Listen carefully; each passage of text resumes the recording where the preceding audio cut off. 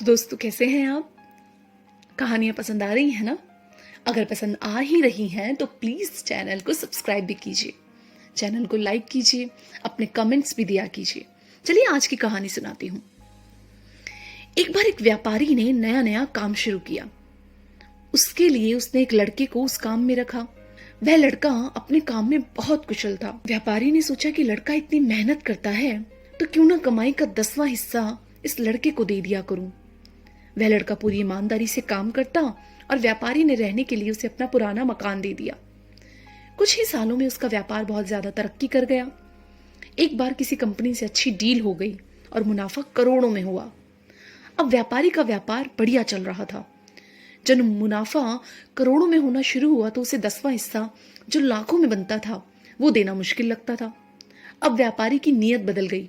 उसे लगा मेरा व्यापार अच्छा चल रहा है, अब इस लड़के के बिना भी मेरा व्यापार तरक्की कर लेगा।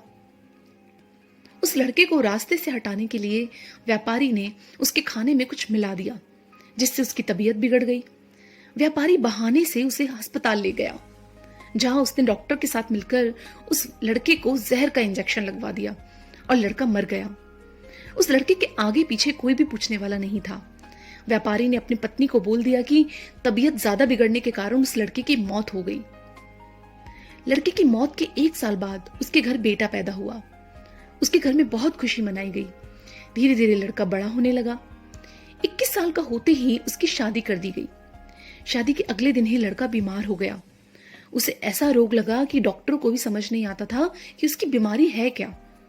उसका सारा पैसा धीरे धीरे खत्म होने लगा।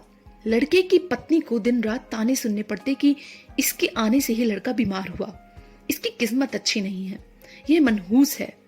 अब व्यापारी की सारी जमा पूंजी, जायदाद लड़के की बीमारी के कारण खत्म हो गई थी। अब उसी पुराने टूटे फूटे मकान में वह आ गया जो कभी उस लड़के को रहने के लिए दिया गया था। लड़का एकदम मरने की कगार पर था। एक दिन जब व्यापारी की आंख लगी, उसे सपने में वही लड़का दिखाई दिया जिसे उसने कुछ साल पहले जहर का इंजेक्शन लगवाकर मार दिया था। सपने में उसने पूछा कि सेठ जी, क्या आपने मुझे नहीं पहचाना? मैं ही आपका बेटा बनकर इस जन्म में आया हूं। आपने मुझे 10वां हिस्सा देने की बजाय मरवाना सही समझा। अब उस 10वें हिस्से का कई गुना आपको मेरी बीमारी पर लगाना पड़ेगा।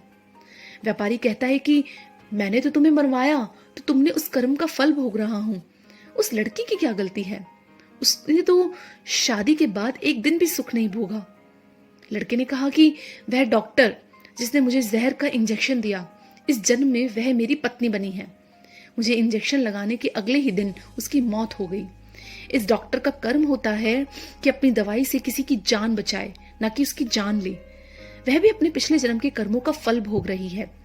जब व्यापारी जानता था कि उस लड़के को इंजेक्शन लगाने के अगले दिन ही डॉक्टर एक दुर्घटना में मर गया, जिस दिन व्यापारी को सपना आया उसी दिन उस लड़के की मौत हो गई।